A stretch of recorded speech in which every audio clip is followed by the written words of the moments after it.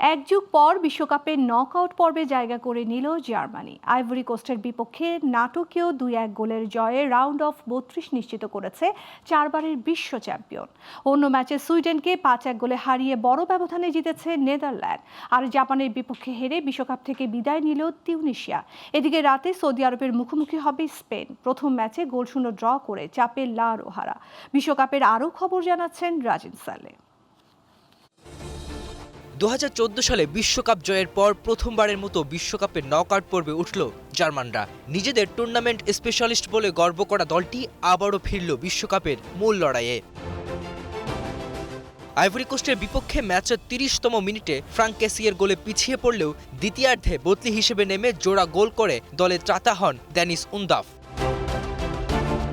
অন্য ম্যাচে সুইডেনকে 5-1 গোলে হারিয়ে বড় ব্যবধানে জিতেছে নেদারল্যান্ডস। এই ম্যাচে জোড়া গোল করে কোডি গাকপো 33 ম্যাচে ছুঁলেন 100 গোলের মাইলফলক। আর জাপানের বিপক্ষে বড় ব্যবধানে হেরে এরই মধ্যে বিশ্বকাপ থেকে ছিটকে গেছে তিউনিসিয়া।